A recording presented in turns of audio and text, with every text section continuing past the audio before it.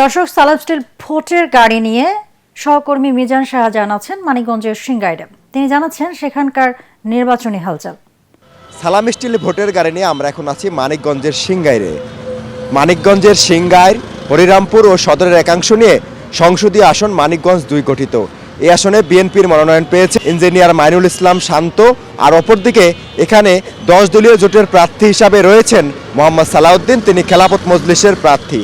আমরা মানিকগঞ্জের সর্বস্তরের ভোটারদের সঙ্গে কথা বলেছি।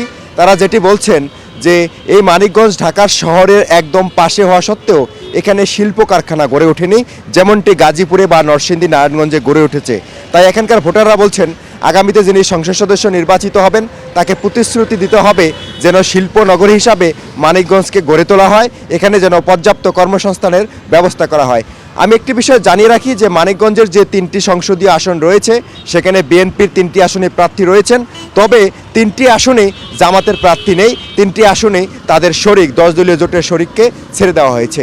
সালাম স্টিলে ভোটের গাড়ি নিয়ে মানিকগঞ্জের সিংগাইর থেকে এই হচ্ছে আমার কাছে সবশেষ খবর।